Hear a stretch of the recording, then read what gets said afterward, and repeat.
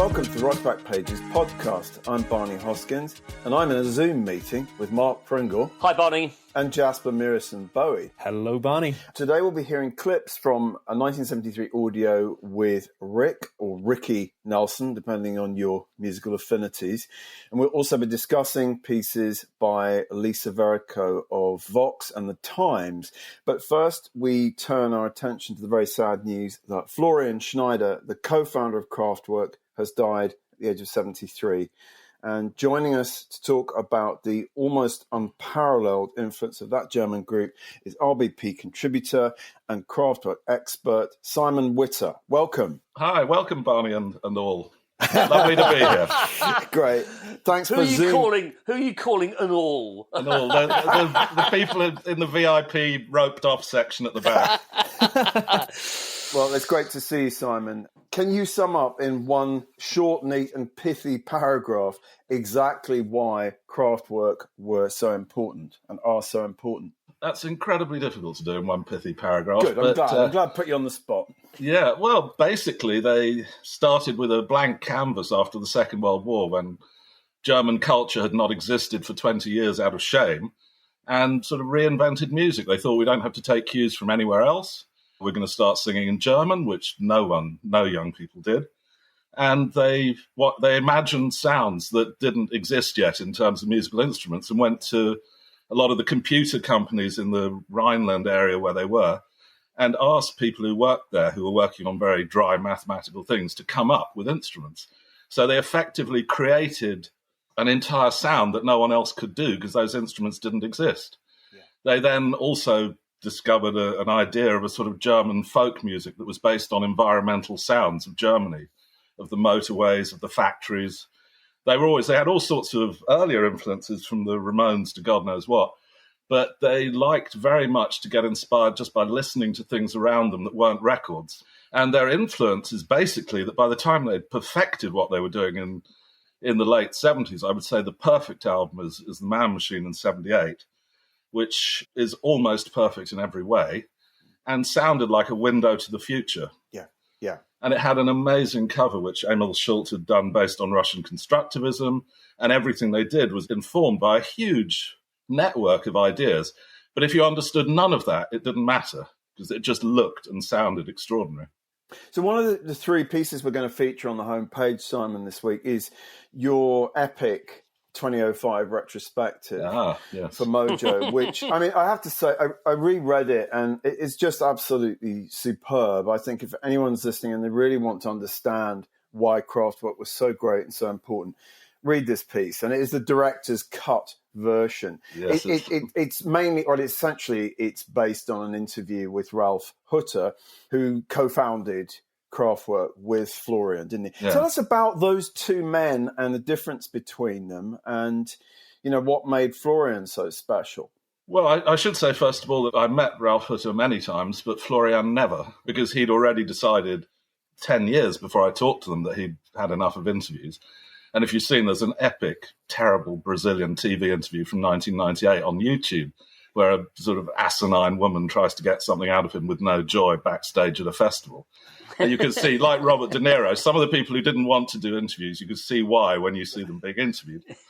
But he was the funny one. Actually, like a lot of bands where people don't see humour, like Pink Floyd, they always thought a lot of their stuff was funny and no one was getting it. And Kraftwerk also, both of them sort of love humour, but Florian was the one who sort of larked about. He was, as Hutter said in that piece you mentioned, he described Florian as a sound fetishist. Yeah. I mean, when the first vocoder was built for Kraftwerk, he complained to the man who did it that it sounded too human and could he make it a bit more robotic. Yes. And he was always tinkering with sound and had finally, I gather in recent years, been given a post at a German university in sort of sound that he never practically took up. Is that right? Yeah. At Karlsruhe University, they'd appointed him some sort of professorship and he never showed up. But he was basically interested in the sort of the sound of the future. And of course, personally, they were very interested in cycling, and they did that endlessly at enormous loops of Europe on their bikes. And one of the things that inspires all of their stuff is the idea of motion, forward motion, travel, you know, internationalism, all that sort of stuff. That's why they have all those records like Trans-Europe Express, which talk about traversing the continent. And all the rhythms they come up with came from breathing and heartbeats and cycling and things like that. I mean, intellectually, they were very brilliant, weren't they? Yeah. I mean, their interviews, the other two pieces do feature Florian speaking. So one from 75, Carl Dallas, on the Autobahn, except it's a Scottish Autobahn, when they maybe their first UK tour, and Florian is interviewed, and then Glenn O'Brien interviewing Ralph and Florian for interview in 1977. And I mean, he's very articulate. Yeah. Ralph may have been more of the sort of spokesman, I suppose. Yeah. Well, I think he was just happier talking. It's not necessarily have more to say. Florian just wasn't interested in that. Right. I mean, I always thought, talking about Florian, his father was a famous architect who had built Cologne Airport and various pieces. And I always thought of Kraftwerk as a bit like architecture, that they resembled the Pompidou Centre. Yeah. You know, that their sound is a sort of gleaming turbine of modernism, uncluttered with any sort of sentimental flourishes, with all its tech on the outside, you know, proudly there. I mean, in the 70s, we're all, apart from Jasper, old enough to remember when people had hi-fis in wooden cabinets, like they were, and televisions and hi-fis were often. How do you know he hasn't got one in a wooden cabinet? We actually do have a hi-fi in a wooden cabinet downstairs. So well, that's terribly retro. But my point would be that they didn't have any of those metaphorical wooden panels. It was all gleaming and on the outside, and it was very architectural, very sort of precise and beautiful.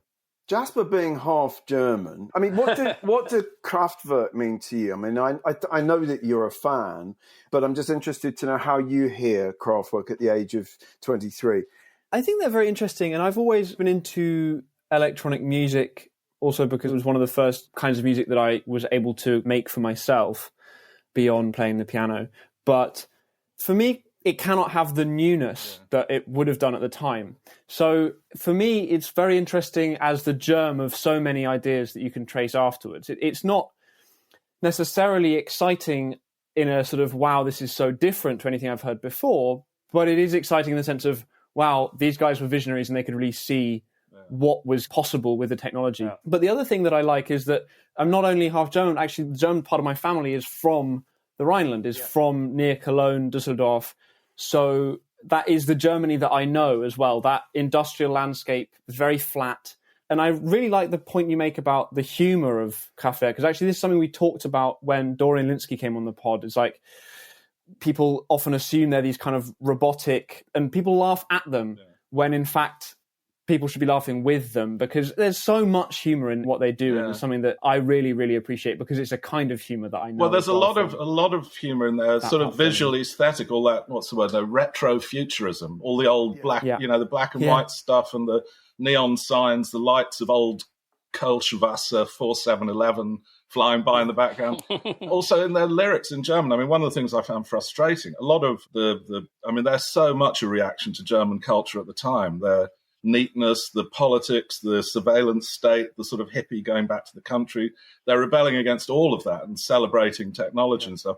But there's also a lot of humor in the songs, and it's when they translate them, so much of that goes wrong. I mean, like The Model, which is a very dry and funny song in German. In English, sounds like an idiot's written it. I mean, a 7-year-old or something. I mean, it's oh, I love it. It's just so sort of bizarre, that thing, but they didn't seem to mind about that. Although, interestingly, I think that many groups have a song they kind of hate but have to play.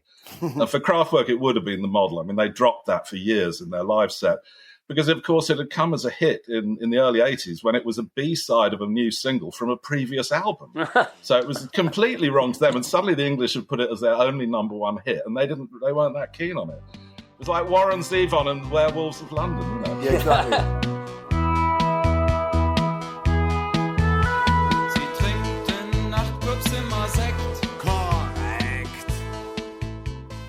Mark, what's your take on Kraftwerk? I had the misfortune of Autobahn being the first song of theirs I heard, and I hated it because it sounded kind of rinky-dink and sort of gimmicky. And if I hadn't heard it, if I'd come straight in, let's say 3 or 4 years later, I thought, you know, or even just 2 years later, I think I'd have really, really liked them. But that stopped me in my tracks for a long time. In the same way as, let's say, Wuthering Heights prevented me from listening to Kate Bush until years after the fact. It's just one of those things. You know, I'm one of these people, I'll respond. Who jump to conclusions. I'll jump to a huge, in some extent, a justifiable conclusion, but then it just poisons me for quite a while afterwards. What I'm really intrigued about is how they had such a massive impact on African-American dance music. Well, I think that's fairly simple to say, because if you look at the early hip-hop acts who are using all sort of what we might call white pop music for their beats, a lot of it, they were obsessed with sounds. I mean, people like, Kraftwerk's Trans-Europe Express was the record that did that in the mid-'70s, right across America, when no one knew who they were, but heard that record, and DJs all over the place played it, and especially New York, but also in Washington, where they were definitely not listening to New York hip-hop. Trouble Funk made a re-recording of it as Trouble Funk Express. Because which Kraftwerk knew about at the time and were amused about.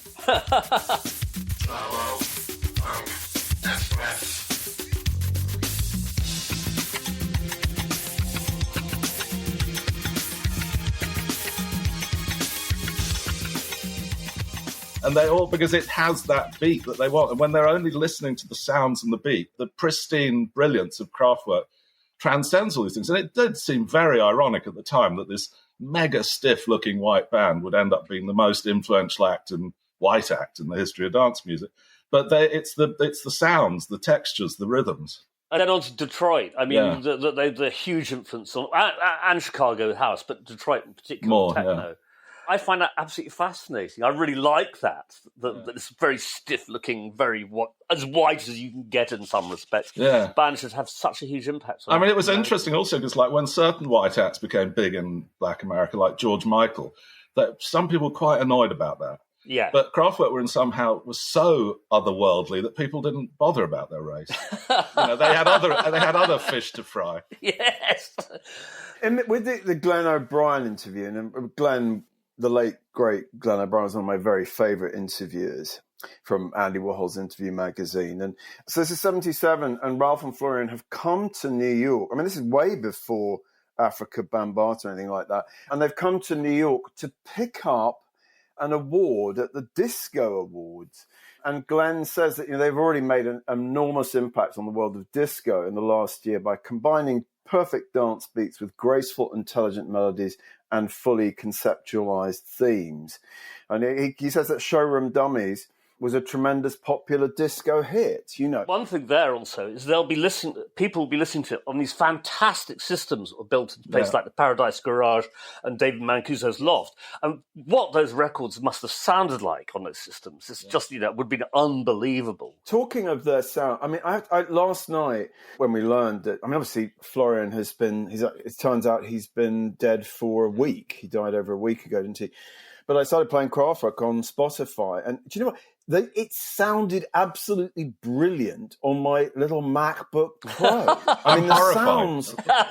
No, but of course, to you, who's the ultimate hi-fi expert, not many records sort of sounds like they just literally jump out of a tiny laptop speakers, and it just reminded me how extraordinary and pristine and immaculate their sonics were. Is that to some extent the nature of electronic music and electronics, in the same way as early computer games, that sort of 8-bit sound actually sounds good on anything you put it through because it's designed, whether it's actually a byproduct of its electronicness. Well, it should be said also that most of the stuff from their classic era, which I would say ends with Computer World in 1981, that they didn't have a computer. I mean, it's analog. Yeah. They then recorded and re-sequenced and programmed everything on computers when they went on tour 10 years later. But it had all been done when they had a Computer World album. They didn't have a computer. I mean, it was people had sort of very bizarre personal computers, but it wasn't part of the music-making process. Didn't they have sort of basic sequences, very simple sequences and things like that? I must say I'm actually not the right person to give you the exact lowdown of what their equipment was, but this isn't good enough, Simon. I mean, we invite you on the podcast. I've been introduced as an expert, quite wrongly. No, you are absolutely an expert. One of the things you write about in the 9,000 word director's cut is, you talk about the emotion, and of course, they were saddled with this idea that they were very sort of cold and robotic and soulless. Of course, it's absolute nonsense. There's so much melancholia, isn't there? Think of like neon lights, and I would say even the model, I find there's a tremendous sadness in. But this all goes back to that long-standing sort of rockist ideas that music has to be played on bits of wood with strings, and that if it's electronic, it's somehow artificial.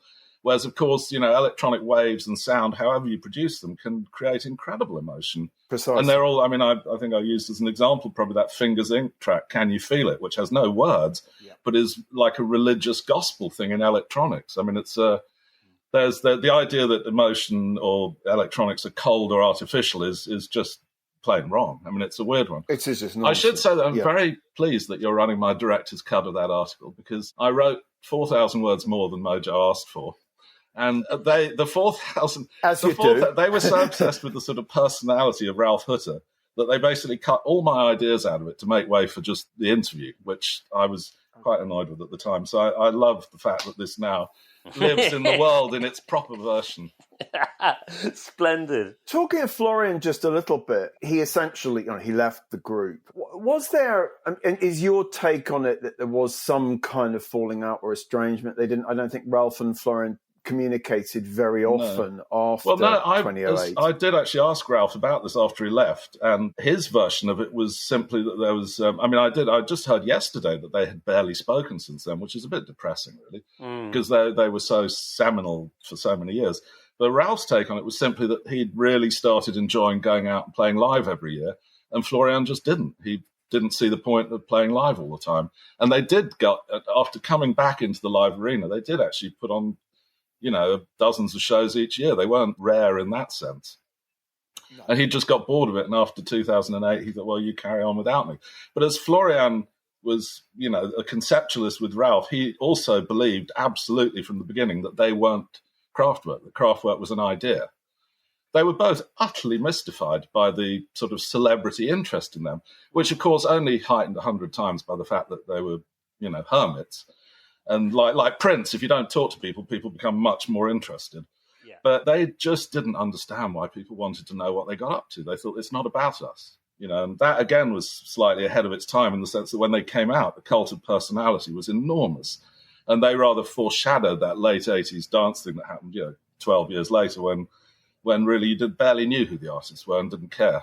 I mean, the great thing is that they are now revered on the same level, you might almost say, as Miles Davis, Jimi Hendrix, the Beatles, Bob Dylan, David Bowie. I mean, they are in their field, and in terms of what they did and how they changed music in the way you described so well, Simon, they are now, and it's not just a kind of electronica fanatics who would say that. I think most of us appreciate that these guys, culturally and musically were giants. Absolutely. Well, the last Kraftwerk thing I did was an hour-long documentary for the European Arts channel Arte, which ran on BBC 4, called Kraftwerk Pop Art, and I had a very long and amusing fanboy conversation with Paul Morley for that, which ended up cut down to about half an hour in the programme, which a lot of people complained about the length of. It was actually, you could see day turning to night in the background.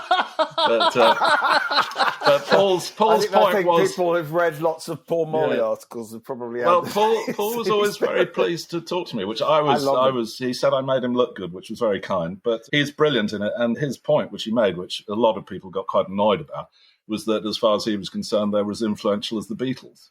Yeah. And he argued that very convincingly. Of course, a lot of people got irie about it. Yeah. And Bowie said he was there, that the Kraftwerk were his favourite group. Obviously, huge influence on. I mean, V2 Schneider on Heroes is a tribute and going back Florian. To my point about African American music is that they changed the sound of dance music, in a sense, right across the board. Yeah. If you listen to any house music, any techno, Kraftwerk are at the heart of that stuff. And that is club music. Wherever you go in the world, or you go into a club, you're hearing something which actually derives very directly from. Yeah. Well, I'd like to come back to Barney's point about Bowie, because he was central to Kraftwerk breaking, because Kraftwerk, actually, a lot of the early critics who saw them just didn't understand them at all, and were, in some points, frankly, xenophobic. But he took them to his breast, really, and when they met him when he was touring in the early 70s in Germany, he was driving around in a Mercedes playing Autobahn all day and all night and wanted to meet them. He then stole their neon lighting thing for his stage tour, and they had this great thing. But most importantly to them, you know how Bowie he always has a phase, like he'll be talking about the Pixies or Goldie or whoever's new at the time. In the mid-70s, he was talking about Kraftwerk all the time when the press hung on every word like tablets of stone from Moses.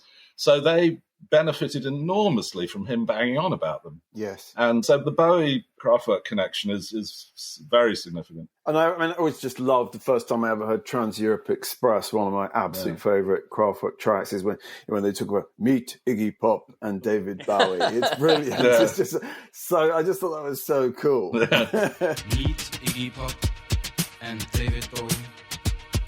Trans-Europe Express. And the whole European thing. I mean, well, look, I think we probably don't have much more time to talk about them and Florian, because we have to talk about everything else that's new on Rock's Back Pages. But the news came in late last night. We would otherwise probably have been talking about Tony Allen, who we lost, and we were all ready to talk about Afrobeat, and then we had to just make this sort of last-minute decision. But I just want to acknowledge how important Tony Allen was in the story of Afrobeat. I think it's absolutely astonishing. I mean, sadly, the least interesting thing he ever did was that really dreadful thing with Damon Albarn and Paul Simon on The Good, the Bad and the Queen, where he was entirely wasted playing average, plodding rock. You can hardly hear him. Pointless. But what an astonishing drummer. I love Fela Kuti, though he's a pretty repellent individual the more you read about him, the less you want to know about him. But I think Tony Allen's solo albums are absolutely astonishing. You know, there's that what's his name, Lagos. Lagos speaking. He did a whole and they're glorious. He's just such an interesting drummer. You know. Yes. I also kind of briefly, while we're on the obituary end of the podcast, is talk about Millie Small, who again died yesterday, who My Boy Lollipop was when I was 8 years old, was just one of the huge records in my life. I even cut out her picture from Fabulous magazine and put it on my wall. And at night, her eyes followed me around the room. It was kind of a spooky sort of way. And it's just such a joyful record. And it's recorded in London. It's probably the first record to internationalise ska. You know, it was a big hit all around the world and Europe. Absolutely. And we have got this wonderful audio interview on Rock's Back Pages by Tom Graves, which it's free for today. We've had it free since we learnt about Millie's passing. And it's delightful. It's a phone interview. Turns out she was living at the time of the interview about 200 yards from our Rock's Back Pages office. Exactly. Just briefly to go back to Tony Allen, I think sort of in a similar way should not be understated how influential he was as a drummer and the rhythms that he introduced across a whole really wide range of different genres. So much of because right now pop music is a very Afrobeat sounding, has many Afrobeat rhythms. I think actually, interestingly as well, my generation of club goers do recognise Tony Allen as someone who is worth hearing because of, I think, the influence of people like Giles Peterson, Jeff Mills, and that sort of DJ where world music, quote unquote, comes into play. I think Tony Allen is just a giant on that front. Yeah, absolutely. And whatever you think of Damon Albarn, he certainly had a lot to do with the prominence that Tony Allen's enjoyed in the last 10, 15 years here. He got a good few rounds on the festival circuit out of that. Yeah, exactly. Oh, and is anyone going to say anything about Dave Greenfield? Oh, God. Whoa. Jesus Christ. Well, I would say... Well, shall we just note the passing of Dave Greenfield? Well, I would say that I am sad about it. Not that I have any intention of seeing the Stranglers this year, but I have seen them many times. And have you? The first time... You surprised me. Oh, I absolutely loved the Stranglers. Did you love the Stranglers? I thought there was... Well, I was 14 in 1977, and although everyone talks about punk, the two records that dominated the radio, which at that time I was forced to hear because I was at school and everyone had it on, were Peaches by the Stranglers and Hotel California. They were the two. Those two records. That's all you needed. Those two records were 77 if you were listening to the radio. Right. But what he gave the Stranglers, because obviously they're a very odd punk band, because they're much older than the rest of the punks and they're less punky. Well, but they were mainly less punky because he had a sort of Ray Manzarek-style keyboards going on. Yeah. Absolutely. And his keyboards are fantastic, but no one else in punk had keyboards. I mean, it was... Let alone Ray Anyway, Manzarek keyboards. It's quite hard to pick up a keyboard and smash it as well. So Oh, no. Exactly. But Keith Emerson did that all the time. I mean, the other thing is that, he wrote the music to Golden Brown, which was a sort of later Stranglers hit. And it's basically a sort of harpsichord piece, isn't it, to all intents and purposes? It's a hymn to heroin as well. Yes, I thought one of the weird things about that is the BBC radio used to have some very hypersensitive drug censors, and they cut out a song once, a single by Cameo called Candy, which is clearly about love. They decided it was about drugs and banned it. But they'd missed Golden Brown completely somehow. Played the hell out of this heroin. I know, it's brilliant, isn't it? I mean, I saw the Stranglers a couple of times. I saw them supporting Patti Smith, and I saw them at the Nashville. And even then, I sort of thought, there's something slightly malevolent about these guys. Oh, yeah. Well, I interviewed they are called them. The Stranglers. It's not... Hey, there's a clue in the name. They're not the Huggers. They were... Yeah, the Huggers were terrible. Well, the funny thing is they were Roxy. originally called the Guildford Stranglers after the Boston Strangler. But of course, Guildford is the squarest town in Britain, so they lost that part of the name quite quickly. But I thought I once interviewed them for the NME in the late 80s on the Côte d'Azur at a biker festival. And I did go in. Back up. Go on. The headline was "Fey Bikers on Azure." That may be the greatest enemy headline ever. Anyway, but I went in slightly scared because they'd been so bad to so many journalists. Yeah. And Hugh Cornwell simply refused to speak to me, and the others were all delightful. So it was. That sounds comparatively fine. I mean, they did have a fairly odious reputation for misogyny. Yeah. Women interviewers were consistently given a particularly hard time, particularly by Georges-Jacques Bernal. You're not being sneeringly woke again, are you? I am being sneeringly woke. It's the sneeringly woke moment.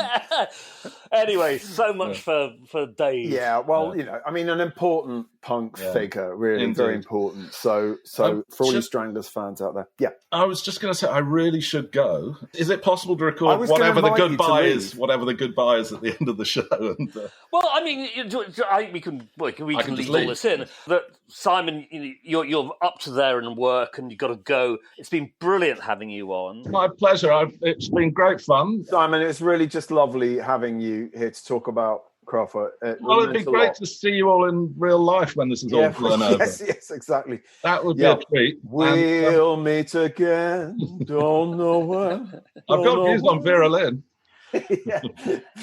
All right, we will meet again. I'm going to leave now, but thanks. All right. Thank you so much. Be well. Okay. That worked surprisingly well. It went very well, actually. Yeah, no, it's a real joy. He's so lovely. And he's really great. Nice to have him. And he really knows his shit about... He does know his shit about the Verk. The Verk.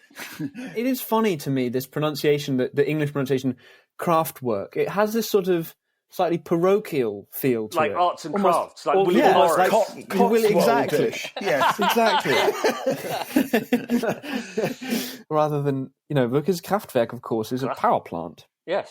Yeah, absolutely. I used to. This actually is a wonderful little sort of vignette of that part of Germany. There is a theme park called Kernwasserwunderland, which is in an abandoned nuclear power station, has been turned into a theme park for children. I think that sort of sums up the Rhineland quite neatly.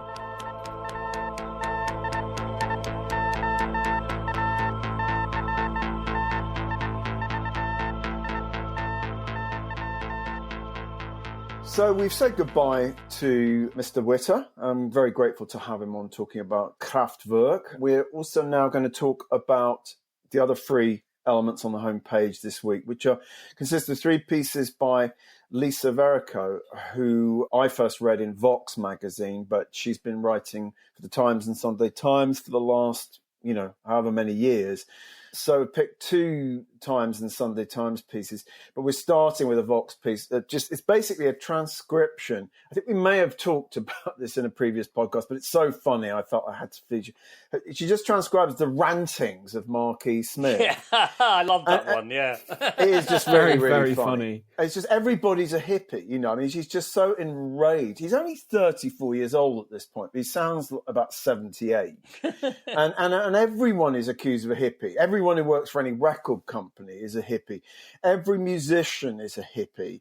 You know, grunge bands are rubbish. They're all hippie children. We just did a tour of America and we were supported by a whole crowd of them. Really sad. We were asked to do the Nirvana tour as well. We turned it down. It would have been a waste of time. This is the biggest band in the world right at that moment. And they turned down a Nirvana support. I mean, he was his own worst enemy, wasn't he, Mark? Yeah, absolutely. I mean, the thing is, and the trouble is they made too many records to fool, because some of them are really fantastic. Of course. At times, the band itself were good. I mean, almost funky, if you can imagine that, with this extraordinary sort of Falstaffian figure in front, sort of berating the audience, sneering and mocking. I mean, a bit of me really loves Marquis Smith, you know. I agree, and they were absolutely fabulous, from like Roush, Rumble, Fiery Jack, right through to like Slates and Hex Induction Out. I was with them all the way. Yeah. No, there's a couple of other. We used. I think we used this mithering word last time. The country's turning into a bunch of whinging, mithering bastards, going on about nothing at all, spoilt brats. And in every rock article you read, there's some fucking cunt going on about what a hard life he's had. It's all very third world, very crusty, very hippie. Got fucking hippies on the brain. Look at Boy George. He does 2 lines of heroin and he fucks it up. Goes and ruins it for everybody else. And it's the same with people who can't hold their drink. He could hold his drink, couldn't he? Anyway. Brilliant. Marquis Smith. That's a very, very funny article. It's a good old rant. And then the more recent pieces by Lisa are about 2 women that we absolutely love, don't we, Jasper? Christine and the Queens and Billie Eilish, and they're just fantastic. I mean, she got in really early with Billie, so this is a piece from just a little over a year ago, and she goes to LA and she goes to the Eilish household. And I mean, this girl is now probably the biggest pop star on the planet. Did you have a chance to read this piece? I have read it, not before this, but I read it a while ago when I was sort of seeing what we had on Billie. You were telling us about Billie Eilish before we even knew anything about her, Jasper. So do you want to just, quickly explain why you think she's so good? It's about sound again, actually. This is sort of this recurring theme today, is that the sound of her records is just different to what else was happening at the time. And now everyone sounds and sings like Billie Eilish, which is a bit tedious. But actually, there's a menace that belies. I mean, there's just something about the way that it's all put together that's extremely well produced. It's immaculately, everything is tight. Nothing is there without a reason, which is kind of a welcome reprieve as compared to a lot of pop music that has lots of bells and whistles all over it. But this is kind of snarling and mean, and nevertheless quiet and intense. I really like the music. I mean, the article notes that she was famous for sort of 3 years as a sort of, with a lot of teen fans, and it's really last year that she broke through massively onto the pop stage. And actually, Lisa Verrico anticipates that, saying that the album should make her a household name, and because it hasn't even come out at this point. Yeah, and exactly. The headline refers to 13 Reasons Why, which she'd done. Did she do all the music for that, or just some of the music? Because it was about suicide, wasn't it? And there was that sort of noir edge to her, to what she does. Yeah, for sure. And I think the other thing that's nice about Billie Eilish is that she's very much herself. Like, she doesn't necessarily want to be famous. It's not about fame at all. And she says that in this interview. And I think people sometimes kind of are critical of, because of that 13 Reasons Why, people are critical of the suicide elements of that show. And people are critical of her music as inspiring young people to do bad things, as always is the case with people complaining about young people. But actually, she's got as far as one can, at that age and with that level of fame, seems to have her head screwed on reasonably well. And, you know, one of her songs is about Xanax, but it's about not taking Xanax, not wanting to take Xanax. Sure. So it's easy to jump to conclusions with someone like Billie Eilish, but one should avoid it. I don't need a Xanny to feel better.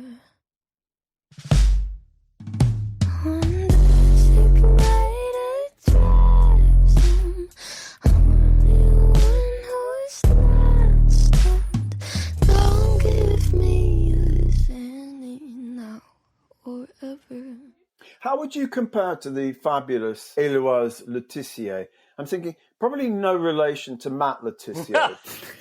But probably I absolutely love Christine and the Queens, and there's a fantastic piece where you learn quite a lot about how she created this persona of Christine, and she's very, very transparent about that. You know, she didn't feel very good about herself. She was confused about her, you know, gender identity and all of that. She sort of created Christine and became this absolutely fabulous pop star.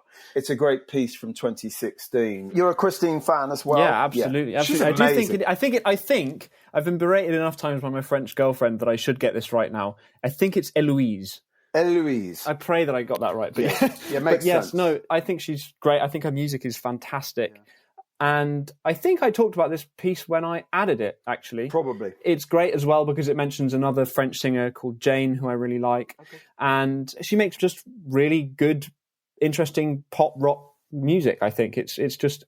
And moves fabulously as well. I mean... Yeah, I'd love to see her live. You've seen... I haven't seen her live. I've just watched some videos. And, and I love what she does with her dancers. And it's so... I love the imperfection of it. You know, it's very, very deliberately not immaculately choreographed, and there's something much more. But it's human. Very free. It's very free. The whole thing. Yeah. And you know what you were saying about her struggles with her gender identity and all this stuff. And I just think she's delightfully iconoclastic, but not in a sort of, I don't know, reductive way. She's just herself, and she's just there. And I think it's great. I think she's one of the great pop stars of the moment, I have to say. An absolute sort of delight. Well, so those are the three pieces by Lisa, whom we are, of course, delighted to have on RBP. I really love finding Lisa's stuff because it's a lot about hip-hop and R&B and pop as well. And I think it's great to have her stuff on. Absolutely great. You know, so Mark, do you want to tell us about this week's audio interview? Yes, this is John Tobler. Again, we've featured his interviews quite a lot recently. We've got a lot of them. And this is with Rick, as he was at this point in his career, Rick Nelson from Well, John Tobler says 1973. I think it may be 1974, but that's a sort of by the by. And Rick, now, for those who don't know, Ricky Nelson started off as a child star on a TV series called Ozzie and Harriet in Hollywood back in the 60s. Starring his actual parents, yes. Parents. Then he branched out, as happens frequently in the present day, into doing pop music. Had a really substantial hit with a kind of late period rock and roll tune called Hello Mary Lou, which was a huge hit. Goodbye My Heart. Indeed. Yes. And that's the sort of... exactly. And then he rebuilt his career as a sort of quite an early country rock person. Very early. You know, real pioneer. Alongside the likes of Linda Ronstadt and those people in Los Angeles who are sort of...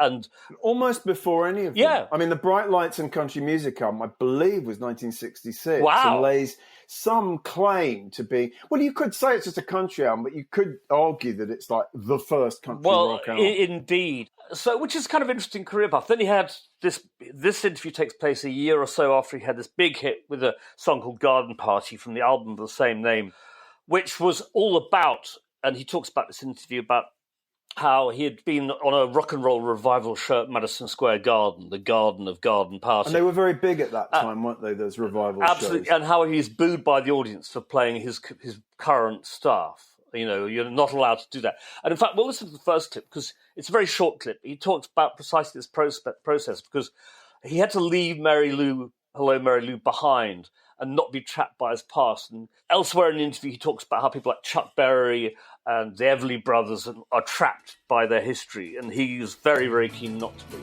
So let's have a listen to this first clip. Hello, Mary Lou. Goodbye, heart, sweet Mary Lou, I'm so in love with you. It's a real trap that you can get into, you know, because people are always going to like accept it and it'll go over and it's terrific, but it never becomes anything other than a remembrance, you know, and a thing like that, you know. It's not a growth or anything. But Yes, hello, Mary Lou, goodbye, heart. Yeah. Yeah, I mean, you know, and he sort of semi-successfully did that. One thing is he always had good bands. I mean, if you go back to the country stuff, he's got people like James Burton playing behind him. Well, James played on those rock and roll hits, these astonishing solos. Oh, that's absolutely fantastic. That turned a generation of guitar players. I mean, there was Scotty Moore originally, and then I think when people like, well, I mean, all the British guitar heroes, when they first heard those James Burton solos on like Believe What You Say, and others, it absolutely blew their minds. Absolutely.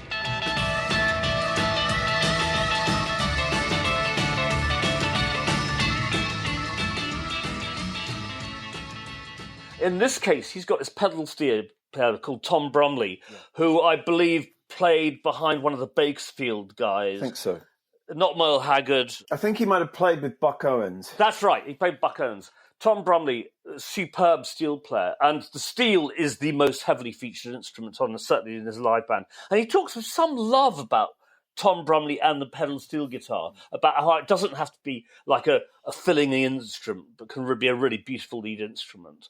He talks, and we'll listen to another clip in a sec, he talks about the LA club scene, very interestingly, how the Troubadour is a place where the record company sort of guys go and all of that, whilst he loved playing the Palomino, which is an absolute out-and-out country much more joint. Authentic kind of country dive in North Hollywood. Just want to mention briefly, the reason we've selected this for this week is that Rick would have been 80 tomorrow had he not gone down in a plane crash. So it's his birthday, fellow Taurian, and that's the reason we're running it. I really love Rick Nelson, I have to say. And so the next clip, Mark, is essentially him talking about the club scene, about the Palomino.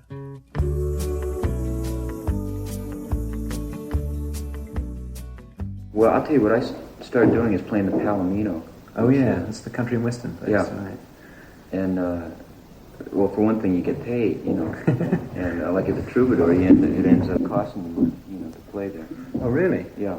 Well, because it's just like they pay the minimum to everybody, you know, and it's really, they use it as it's kind of a springboard, you know, for people, you know, which it works with a lot of people, but you know, I did it like 3 or 4 times, you know, and it becomes kind of, you're almost expected, well, when are you going to play the Troubadour again? And all that, you know?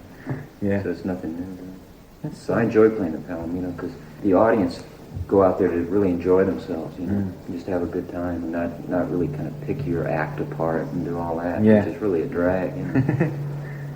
It hasn't got the sort of smart people that go to the Roxy.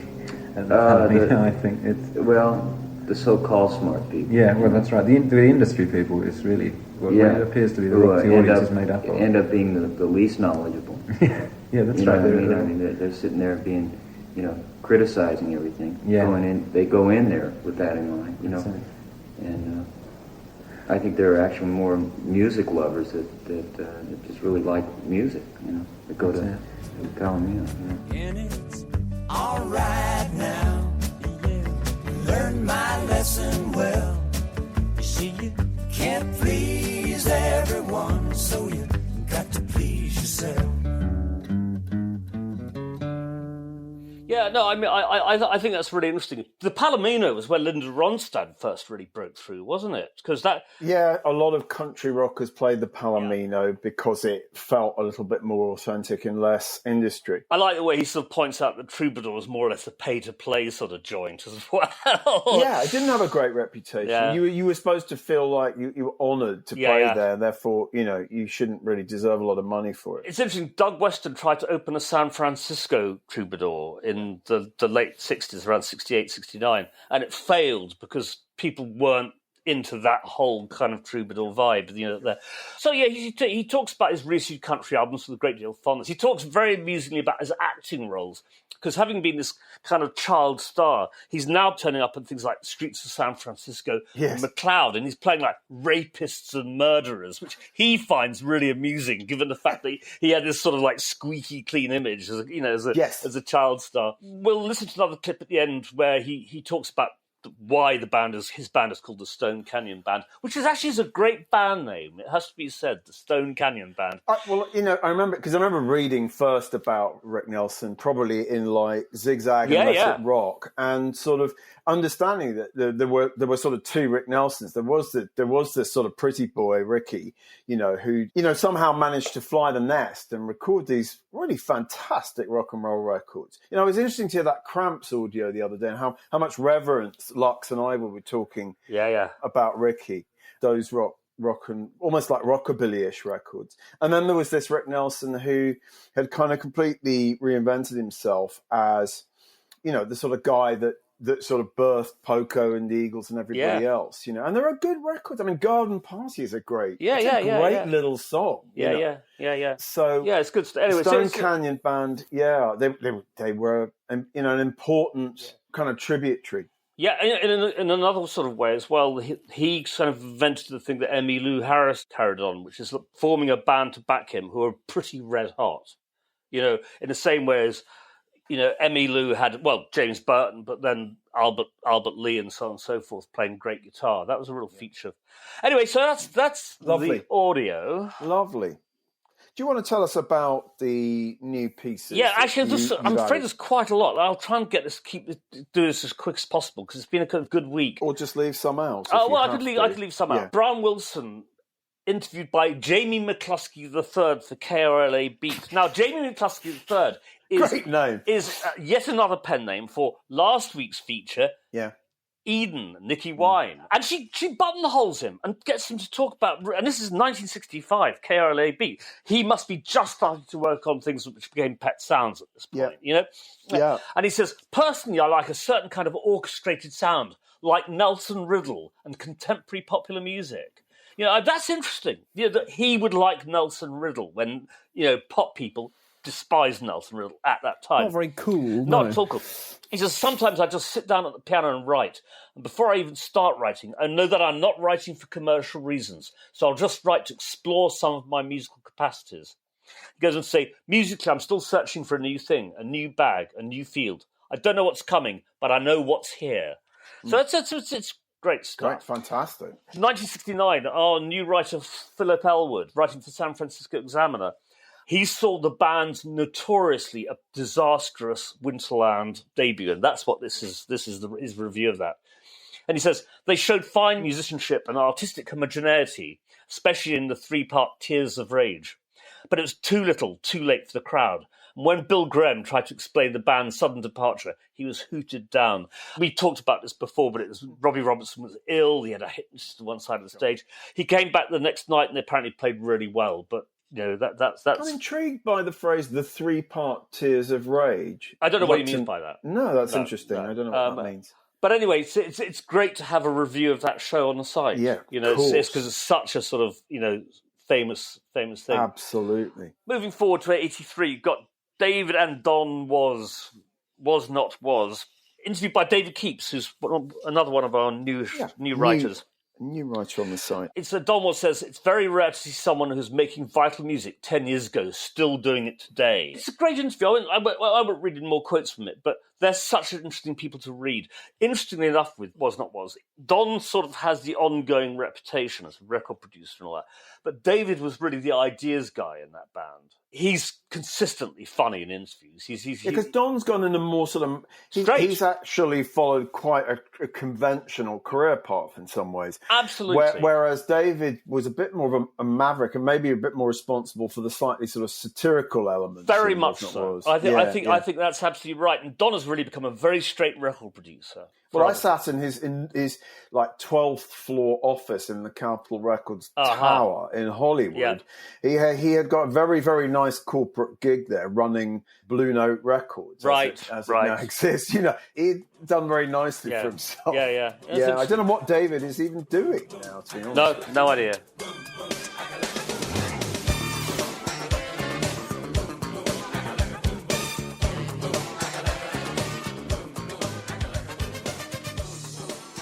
next piece I'm extremely pleased to get because it's Danny Weitzman, Shredder, reviewing the DOC's No One Can Do It Better for LA Weekly in 1989. Now, No One Can Do It Better is, I think, one of the great hip-hop albums. It was definitely the best album ever released on Eazy-E's Ruthless Records. Right. And, well, I'll read what Danny Weitzman says, because also it's possibly one of Dre's best productions. And it's, this whole thing, I believe that when Dre does a whole album, he's good. When he does parts of albums, he's really boring. And Danny Weitzman says, if the rappers in front of Dre weren't so often obscene, and if the act of sampling and mixing were taken with the slightest bit of seriousness as an art, I'm positive Dre would be considered the Phil Spector of his generation. Now, this is 1989. That's really pretty that prescient. really is. But he also loves the album. Then shortly after the album was made, DOC ran his car off the road and ripped his vocal cords, and that was the end of his rapping career. Yes, he did go on to have an extensive writing career, writing stuff for particularly Dre's productions as a lyricist. But it was a great loss, and I'd really say to anyone, if you can, have a listen to No One Can Do It Better. It's a really great hip-hop album. Does he show up in the documentary about Dre and Jimmy Iovine? He's in that, he is. No one can do it better. No one can do it better. Then the last thing I'm going to talk about, and this is really, I think, fantastic piece of writing, again for LA Weekly from 1991, is R.J. Smith. It's about Guns N' Roses. It's about the Use Your Illusions Part 1 and 2. It's kind of half an album review, half a general treatise on Guns N' Roses. And they've released this song called 1 in a Million, which had the racist and homophobic stuff in it. And was there an anti-Semitic line? It was the works. It was a really unpleasant It's all the record. best of Axl Rose in one song. Anyway, so R.J. Smith says, bloody hell. 1 in a Million signalled in a subterranean way his, Axl Rose's, blood ties to the white working and lower middle class. Fans knew he came from the heartland, the people who paid far and away the highest price in the wake of the advances of the civil rights agenda knew it best of all. 1 in a Million set Rose's image as another great American populist, singing a song telling the children to stand up, like Woody Guthrie or Charles Manson. And then he goes on later and says, in the Reagan years, it was the country's new foundation. Whole families were living off the books, and the attitude was everywhere. No wonder Donald Trump is a Guns N' Roses fan. Now, I love it. In a way, what R.J. Smith is predicting the Trump base in this. And when you think about it, if you were 18 years old in 1990 or whatever it was, you'd be kind of like 40 now, yeah? You'd be a Trump voter. If you're white, working class, or lower middle class. You'd be out protesting the lockdown on the steps of City Hall. Yeah, absolutely. So R.J. Smith, in this piece in 1991, absolutely pinpoints the future voter base of Donald Trump. And it's Is this too sneeringly woke even for you, Just? No, I love this idea of protesting against the lockdown that's for public health reasons. It's hilarious. Like, it's so, you really Jasper, couldn't make it up. You're losing your freedom. That's what it's all about. It's this notion of individual liberty. It really is. you're absolutely right. I'd rather be dead than not free. Yes. Essentially. Yes, but exactly. I love this piece because I think R.J. Smith I'm really looking forward to reading it. Captures what will become the Trump base. What year is it from? 91. Wow. So, exactly.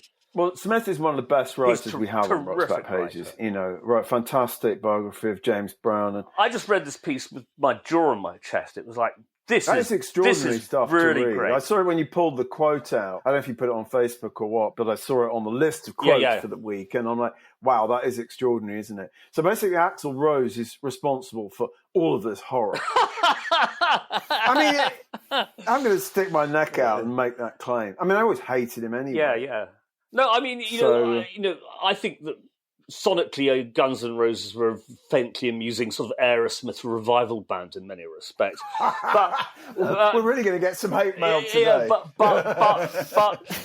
Axl Rose was a kind of appallingly interesting personality. Sure, I agree. Not your standard rock and roll frontman.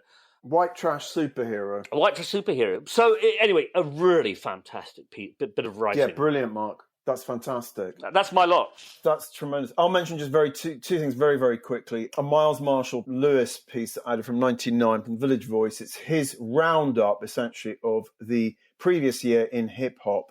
And what's interesting is he talks about Lauryn Hill's much-fated Miseducation album. And he says that actually quite a lot of his friends, and he's a black writer, are not convinced by Lauryn Hill and find that album, I mean, at the time of release and in the wake of its release, to be slightly bogus, which is really interesting because obviously it still has a very high reputation. And the other piece I want to just mention is just a lovely, lovely piece by the late Carol Clark, which is essentially an obituary for and a tribute to the great Joey Ramone. It's just a great piece, really informed by personal experiences with Joey and other punks, and she talks to a lot of the punks like Rat Scabies who adored the Ramones, who were influenced by the Ramones. And look, I mean, there are a million pieces written by the Ramones. Sometimes you read one which reminds you what an extraordinary star or anti-star Joey Ramone was, and what a just fundamentally decent human being. I mean, I met him a couple of times, and you just loved this guy. Yeah. He was so sweet.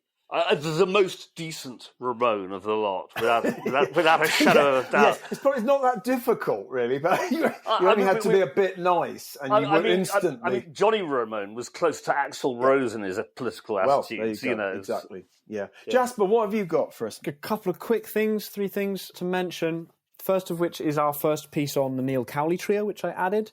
Just wanted to give a shout out to that. He's a jazz pianist, but he's also played with the brand new heavies, Adele. So he's sort of like, when he does his own stuff, it's jazz, but he also plays, pop and rockish kind of keyboard. So he makes his money playing for Adele. Yeah, I imagine so. I'd hope so anyway. Hope so. But actually, he's quite an interesting sort of modern jazz trio pianist, along the vein of the Bad Plus and Go-Go Penguin and bands like that, where it's not sort of, there are no lengthy improvised solos or anything like that. It's quite tight, and I mean, progressive might give you a sort of impression of something you wouldn't want to listen to, but actually I think some of it is really interesting, quite angular, and he's playing at the Queen Elizabeth Hall, reviewed by David Sinclair. And what David Sinclair says is they use pop and rock structures in a jazz context to bring out the best of both worlds, especially on the choppy groove of Hug the Greyhound and the staccato passages of La Porte.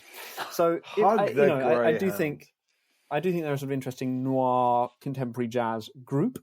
You can't hug a greyhound too sort of vigorously, though, can you? They're very skinny. You can hug a Labrador or a St. Bernard. You can't give a greyhound a very sort of affectionate hug. You would get bruised. I'm just noting that. No, you'd get bruised, and if it decided to take off for a run, it'd probably kick you very hard in the face. Probably. I'm glad we analysed that. Or am I confusing it with a whippet? But it's not called whippet. No, whippets are just small greyhounds. Remember, they're very small versions. You couldn't hug a greyhound. You couldn't hug a whippet, as I said, too vigorously. Sorry about that tangent. And that was this week's episode of the Rock's Back Pages Dogscast. Sponsored by Kraft. Next up is Overview of a Vampire, a closer look at The Weeknd's lyrics. Now, this is interesting because The Weeknd is a pretty massive star, and this is John Calvert writing in The Quietus. John Calvert is a, quote, guilt-ridden ultra-fan of misogynist Canadian R&B star The Weeknd, and here, instead of brushing the themes of his music under the carpet or attempting to explain them away as theatre, he takes a forensic look at his lyrical content. Now, I think that would be an interesting goal, although it does end up being a sort of like, he might be a misogynist and it might be theatre, but then I'm just going to analyse his lyrics for a while without really coming down. I'm sort of slightly uncomfortable with The Weeknd's lyrics because there is a lot of violence and misogyny in them, and I think that his claim that it's sort of he's just playing a role is a little bit of a cheap get out. Okay. But I mean, it's quite a long sort of essay on the lyrics, and it does go into what he's saying and what is represented in these sort of, it's a self-hating R&B star who, particularly on his early stuff, I mean, when he started getting really massive hits, he definitely sanitized it a bit. But he did sort of trilogy of mixtapes called the House of Balloons trilogy. And there's some really disturbing stuff. I mean, sonically, it's quite interesting, but listening back to it now, it's quite uncomfortable as well. So I think that's an interesting piece exploring those dimensions of it and whether or not it's possible to, I mean, he quotes another journalist as saying, Art made from the point of view of villains and monsters is compelling. Loving it does not equal condoning horrific behaviour, which is a sort of a tricky debate and one that we've talked about before. But there does come a point when if you are supporting someone who's making really violent claims in their music, there's a sort of... it can be a bit tricky, I think. Why does he spell The Weeknd with only 2 E's? It's edgy to leave out vowels, I think. Right answer. I don't know his music well enough. I like that record about not being able to feel his face. I can feel my face when I'm with you, but I love it, I can't feel my face when I'm with you. I thought it was good, but I haven't heard enough. I think that's quite a good record. Yeah, that was good. But I haven't heard enough more to be able to say whether I think he's like the genuine article or not. I'm probably too old to understand these strange, self-hating, introspective hip-hop artists. He does have... I mean, the piece compares him to Ian Curtis and Kurt Cobain on that front. So, I don't know. I mean, I don't know whether to recommend you listen to him. I do think Can't Feel My Face is a good record. Yeah. It's dark. The early stuff is dark. Right. Great. And then the final piece I just wanted to note briefly is that I added a review of Tame Impala's most recent album, The Slow Rush, which came out a couple of months ago. Dave Simpson reviews it in The Guardian, likes it a fair amount. I don't know, Barney, you're quite a Tame Impala fan. I absolutely love Tame Impala. I think we did talk about them a little bit the other day. I really fell in love with Lonerism. I don't know why I decided to check that record out, but I think it's a fantastic album. It's my favourite of the ones I know. I just like what he does very much. Having said that, watched him on TV playing Glastonbury last year, and I didn't think it worked live at all. But I really, really like him. I like the stuff on the new record. I like the song about sort of getting, I can't remember what the title is, but sort of getting old. It's like, isn't it time we sort of grew up a bit kind of thing? Now we're in our 30s. There's also a really nice lyric that Dave Simpson talks about where he's posthumous forgiveness dissects the troubled relationship between him and his father with unflinching candour and small child's excitement. I wish I could tell you about the time I had Mick Jagger on the phone. And I think that's kind of, it reflects a similar theme of being a little bit more retrospective and considered. Although I don't love the album, I think there are elements of interesting synthiness, but it doesn't have the same kind of energy as Lonerism. Or what was the one after Lonerism? It had a big hit on it. Can't remember the name of it. People talk more about that these days. Currents, that's it, Currents. But I think he's one of the most impressive pop figures out there today. I really do. Also, I know he likes Todd Rundgren, so that's obviously going to kind of gets him in your good. You can hear a little bit of Todd in the way you synths, and that's always a good thing in my book. So, does that bring us to the end of the episode? I think that does bring us to the end of the episode. Well, it's been great. I really enjoyed it and talked about an awful lot, and it was lovely having Simon on. So, thanks to him again. And that's probably it. We will see you next week. And Mark, talk us out with the final Rick Nelson Well, clip. it's just him talking about how he got his band name, Stone Canyon. Yeah. We'll be back next week and with James Fox as our guest, and James is going to talk about a number of things, but certainly one of them will be working with Keith Richards on his autobiography, Life. So we look forward to welcoming James into the virtual cupboard next week. So see you then. See you. Bye. Bye. See you then. Bye-bye.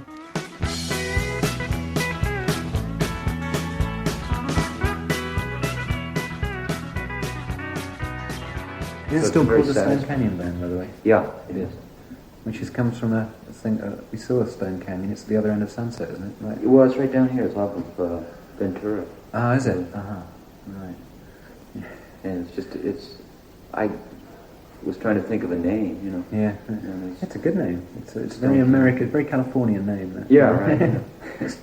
Canyon, got the canyon in it. That's right, yeah.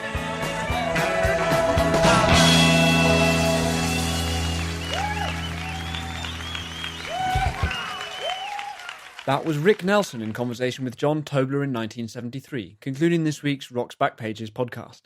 Many thanks to our Kraftwerk correspondent, Simon Witter, the host for Barney Hoskyns and Mark Pringle, and it was co-hosted and produced by Jasper Murison-Bowie. The Rock's Backpages podcast is part of the Pantheon Podcast Network.